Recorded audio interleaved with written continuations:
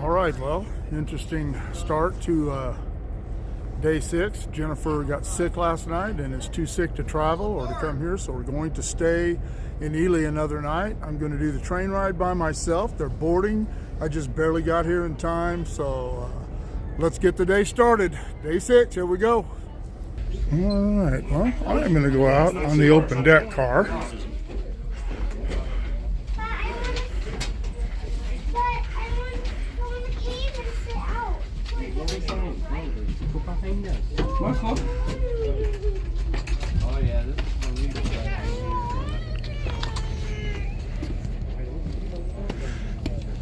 As you saw from the video from yesterday, water tower, the coaling tower, and some of the stuff. When this is over, we'll go check out the engine house. All right, well, let's wait for them to get going.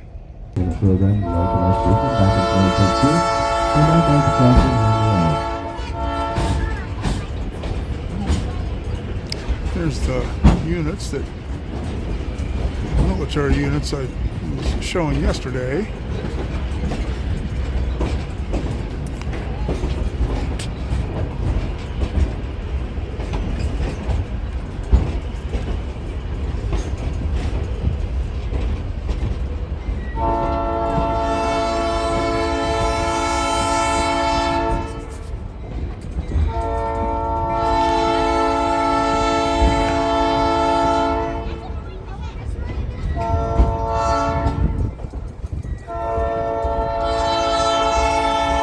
Typical high desert, some mountains around it, some peach basket wigwags, that's cool.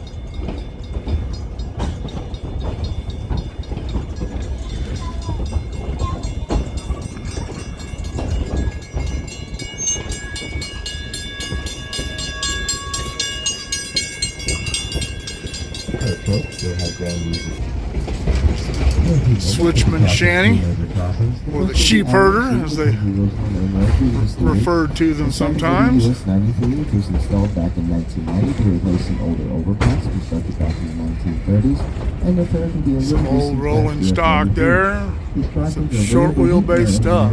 Wow. Old beat up passenger cars. There's the conductor, just came by and threatened to throw me off. Being pulled by a diesel today. The steam locomotive only runs on weekends, and we're not here on the weekend. Funny, coming into town, we're staying at the place just the other side of the Holiday Inn Express. I don't even remember going across these tracks.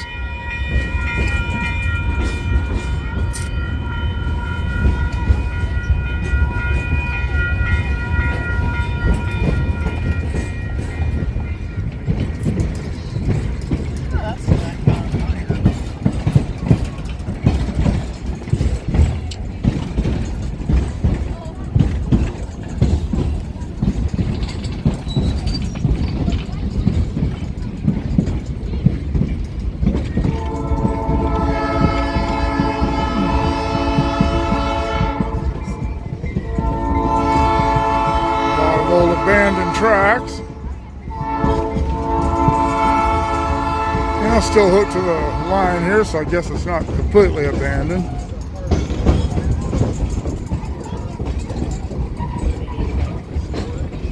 The Wasatch Range to the east and the Snake River. Oh, see the little deer. It's so named as any water. Does the deer have any dough? Yeah, $2. Runs close to Boat Creek in Lincoln County, 932 miles north. This constitutes Lake. Trying to see the locomotive there. Whitehorn County. Get a better shot of it when we're done here, I guess. Yard limit sign.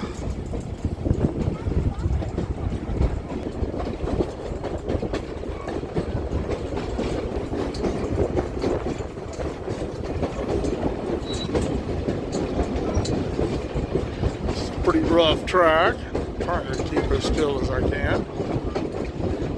Woo.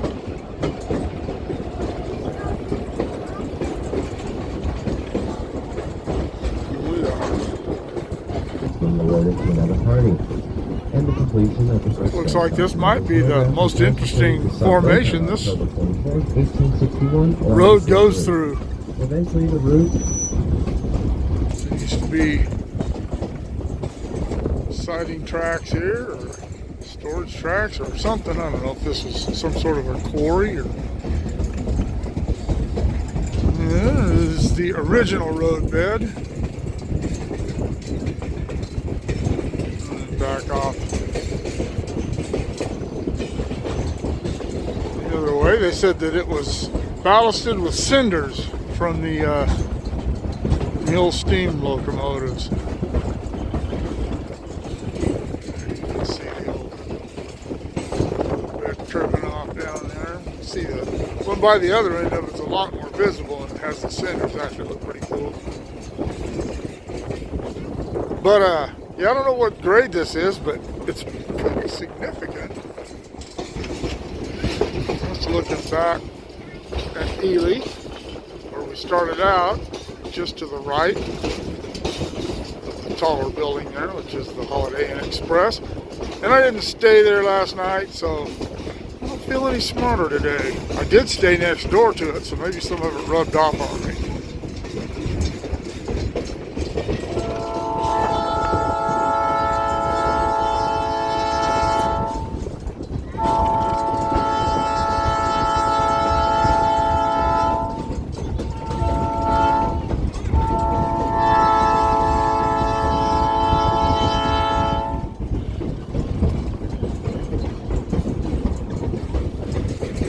Pretty significant dirt road. Looks like it runs. Oh, there's a racetrack down there.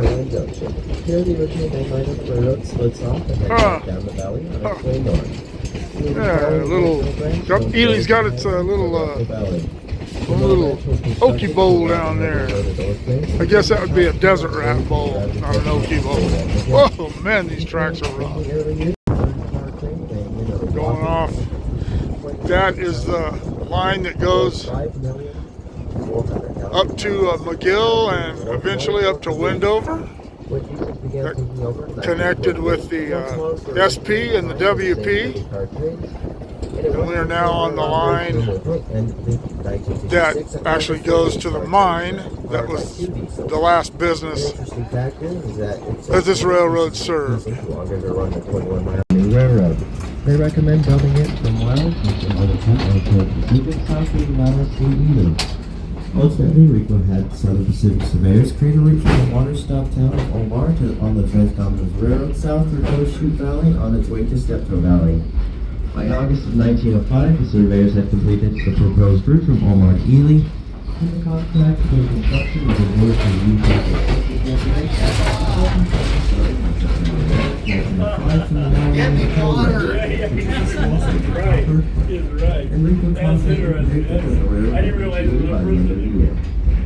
construction started confidently. Only 20 miles had been graded by the time work stopped in December, proving a terrible winter conditions. See our locomotive up there. The young man that's narrating the trip was the guy that was working at the desk in the Depot Museum yesterday. See some. I don't know if those are deer or antelope out there. Look like deer. I don't know. Maybe antelope. I don't know. I'm not a naturalist. I did walk up in this car.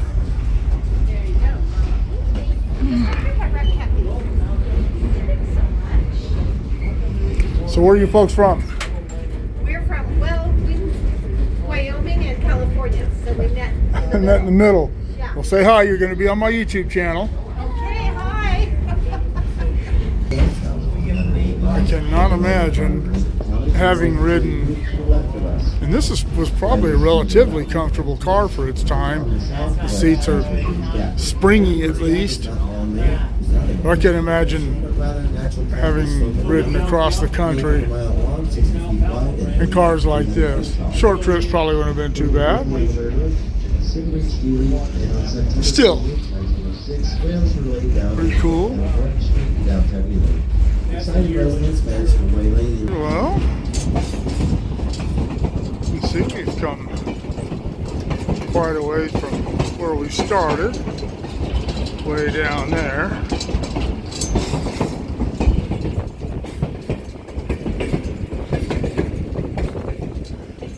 ride yesterday.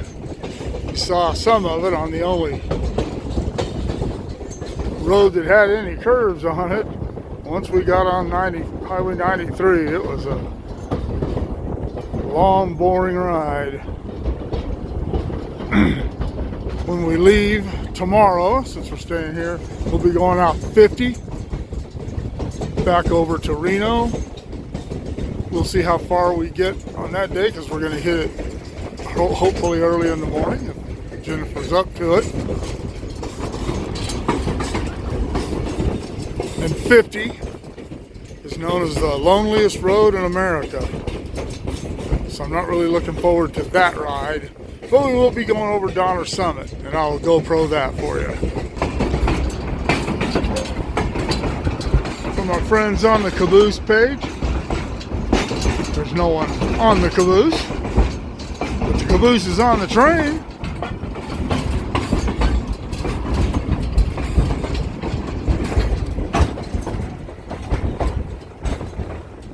I have no idea of the vintage of this Caboose. I've shared a couple of photographs of it on the Facebook page, so you guys can figure it out. And I'm sure that some of you can. They're going to stop the train up here and run the locomotive around to the other end and head back. I asked them if I could get off and actually watch the switching, but that's not possible, so I'll just do it from up here. Rails made in 1916.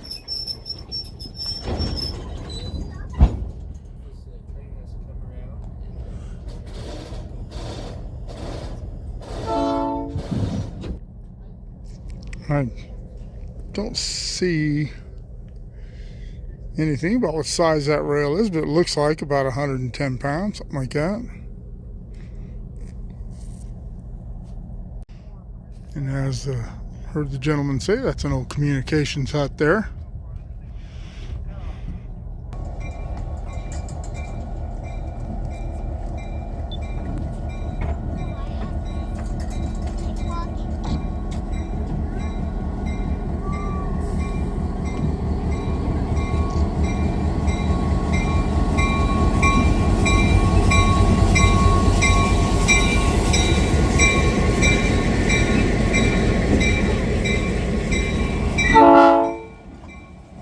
All you locomotive aficionados, you can let me know in the comments below what kind of locomotive that is.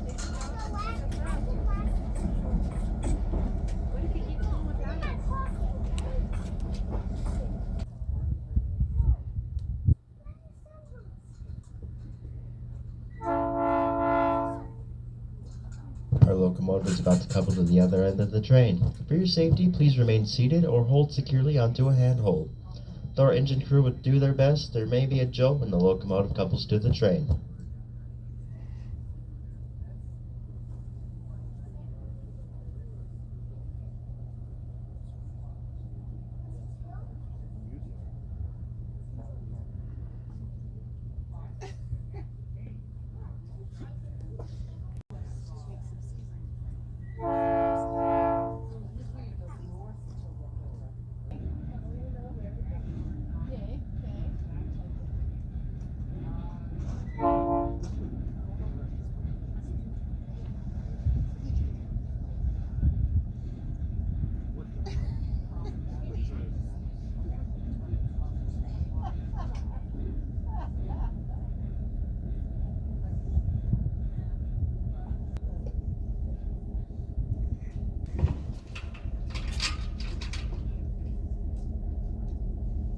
Sorry about that.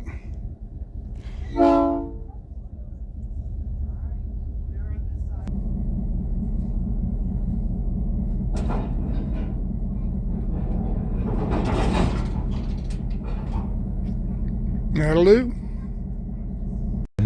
Headed back the other way. I'm not going to video much of this.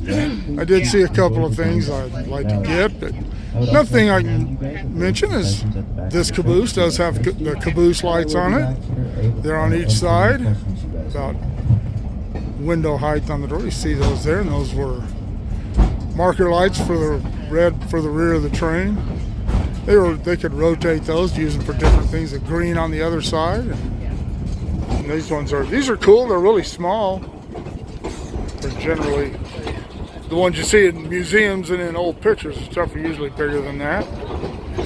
But still.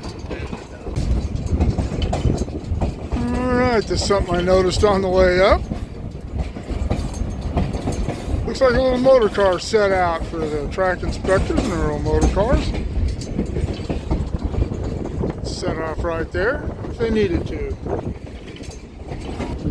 Alright, that is the original roadbed. You can see there, they're ballasted, as I said, in cinders. Well, they said they did that to reduce the number of curves on the grade. Certainly did that. If you look just to the left of the Holiday Inn Express, you'll see the Prospector Inn. That's where we're staying. We're actually in one of those rooms on the second floor there facing this way. It's a really nice place. If you ever come to Ely, I highly recommend the Prospector Hotel and Casino. Have a good Mexican restaurant too. Had chicken mole last night there. It was excellent.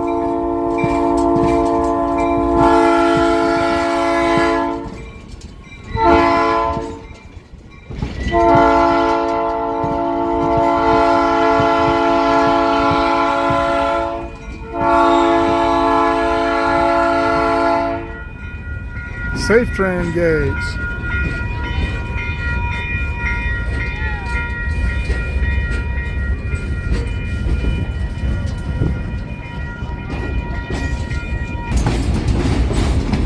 Track goes up. They have a Y here.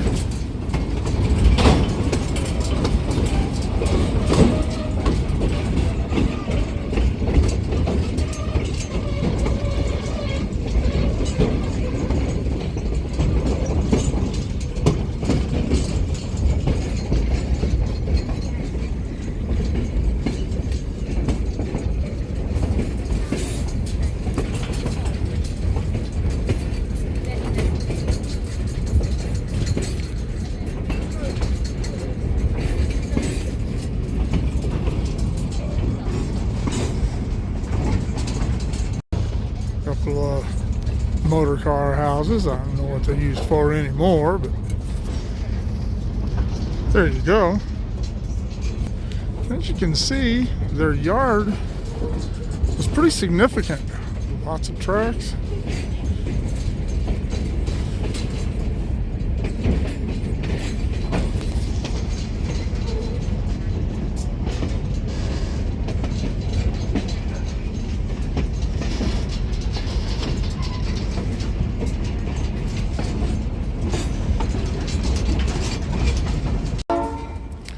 They said we're going to be going past the depot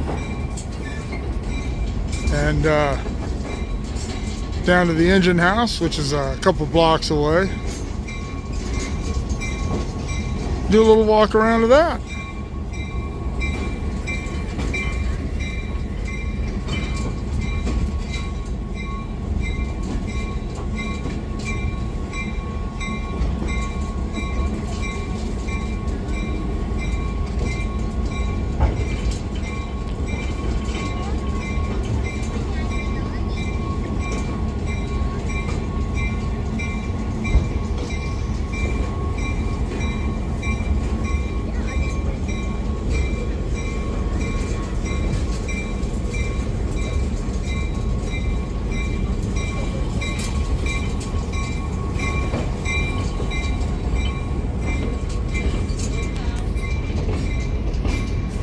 See?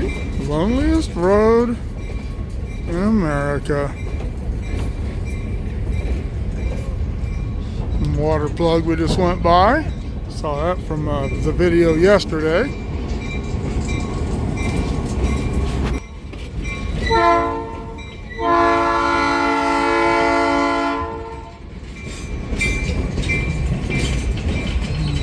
that close up here in a little bit, I assume.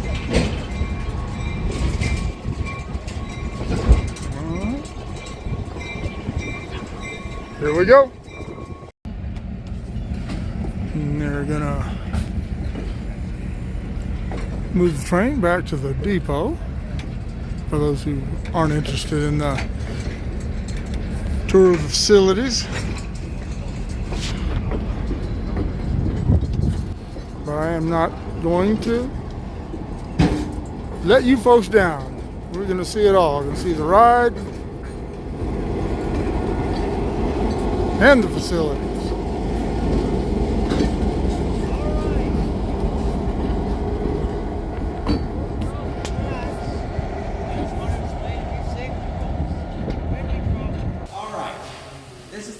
Shop at the railroad here.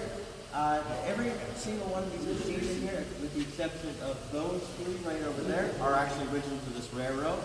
And if you notice over there, we have some belt-driven lathes. Back in the day, the railroad actually bought a lot of its stuff second-hand from other railroads as they were upgrading their equipment, and those had ended up in here. Up on the roof here, we have a 7-ton crane. It can, whenever it's near capacity, it actually vigorously shakes the whole building. And a really cool thing about it is the shop guys actually have a harness that they can put on to fly around the equipment if they need to get to a hard to reach spot. For stuff, file paperwork, and all. Shop cat. That's awesome. They pull around 3 to 4 ore cars, but she has so far been able to pull every single locomotive in the yard. You know, she doesn't really take it too kindly. Out of the machine shop and into the engine shop. Engine house.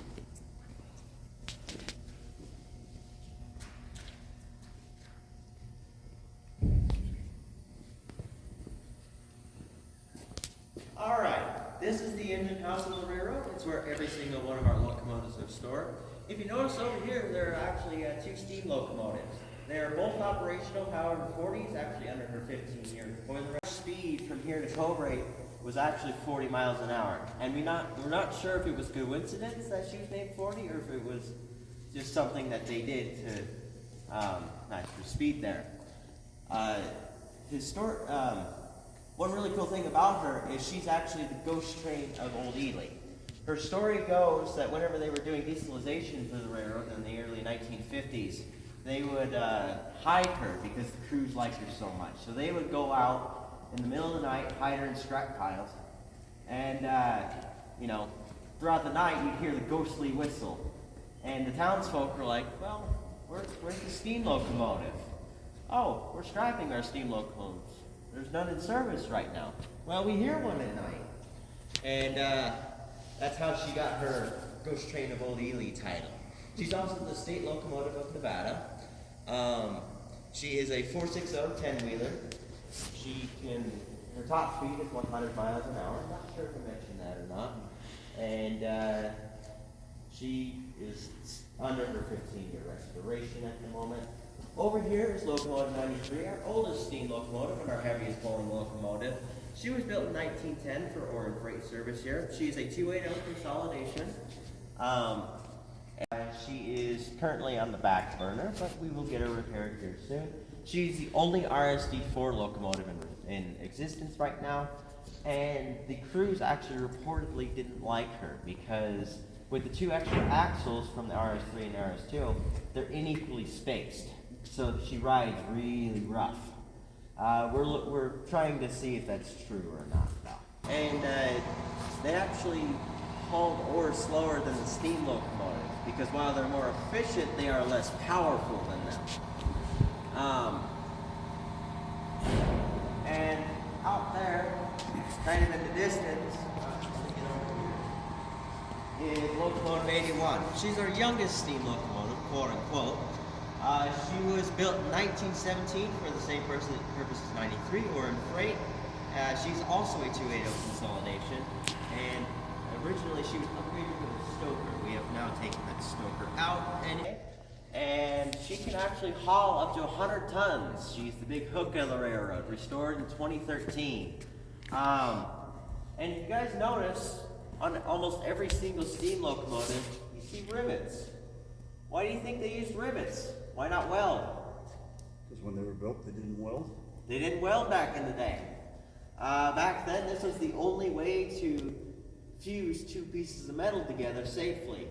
And one really cool thing is that the International Space Station actually used rivets in part of its construction because it actually creates a nice airtight seal.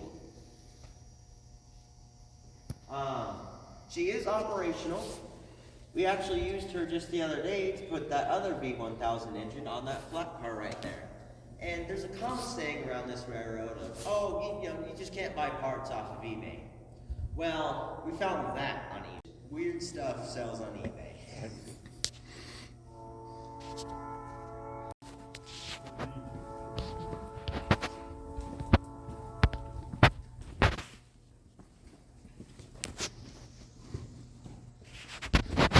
She's not driving her own steam. In fact, you'd actually have a head raker and a fireman out there to watch the tracks, and they'd be pulled by separate locomotives. But over here is one of her steam chests. And this allows her to shoot snow up to 12 feet in the air. So. Yeah, I saw the one on Cooper's in Tulsa. Metal shear. This one's for you, Dad. Yeah. Blacksmith. That's for you too, Dad. That's a trip hammer.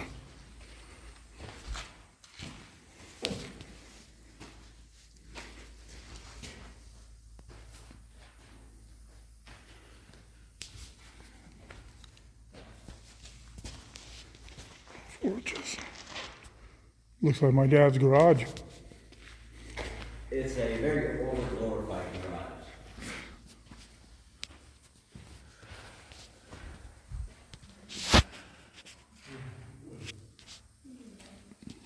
Alright, so this is just the last thing I want to show you. It's very simple. This is the boiler room of the railroad, not to be confused with the boiler shop. These actually used to have a dual purpose back in the day. Back in the day, whenever steam used to run throughout this whole building, they would heat up water and it would flow through, and it would also heat the shop. Now we just use a combination of coal-fired furnaces and propane heaters, unfortunately, so yeah, there's that. But it would be really cool to see these run one day. All right, this is that other 280 that the young man was talking about in green livery.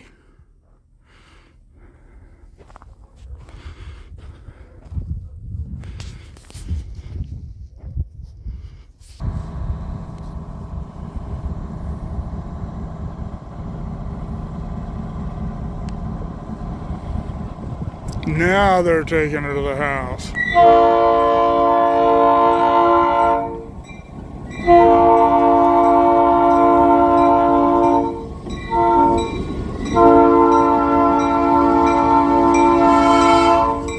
I always thought those locomotives looked like a loaf of bread.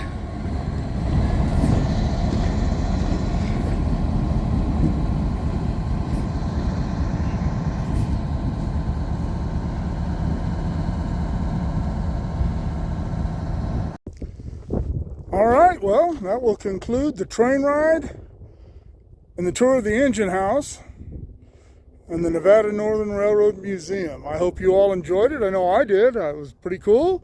Young man was very informative. There's a couple of questions I have to ask him, so I'm going to go back and talk to him real quick. All right, well, I'm in downtown Ely. There's their park. That's actually a school there, White Pine Middle School. Looks like a factory. That's cool. They got a lot of cool old buildings down here.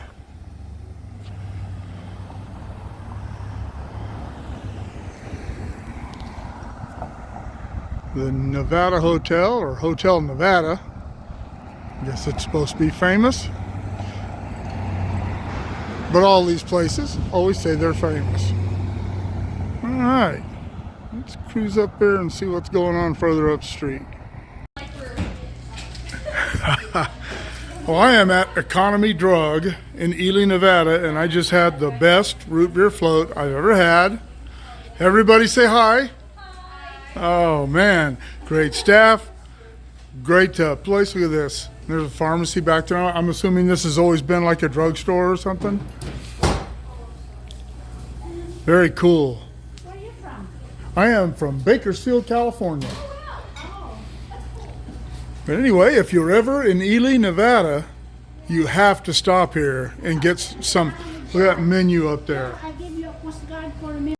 All right, the owner just gave me some cool stuff to local history. All right, like I said, if you're ever here, come check it out. All right, well, I rode up here to McGill, and you can see that is the roadbed up there of the line that went to the mines when we were on the train earlier. And by the looks of this place, right, and the fact it's all fenced off heavily and secured well, I would assume that that is where the McGill smelter was. And if you look, that's a pipeline and it runs for miles. I noticed it when we were coming up yesterday. Now I'm assuming that that was a water source for the smelter. I'm assuming that.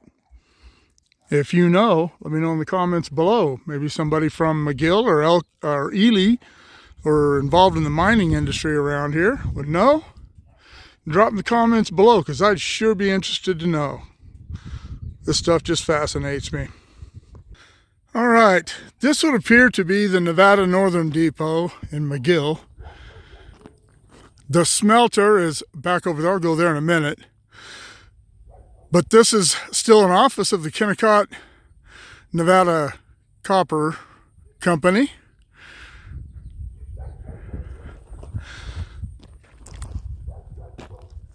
I was under the impression that the line we went on this morning on the train was the one that went to the smelter. But obviously I was mistaken. There's a little switching yard down there that goes off that way toward the smelter alongside that building there, and then this main line would have kept going out that way. So I'm not sure. I was taking some photographs and a local walked by and I asked her if she knew. She's the one that pointed out where the smelter was, but she wasn't sure which railroad was which or went where. There is the smelter.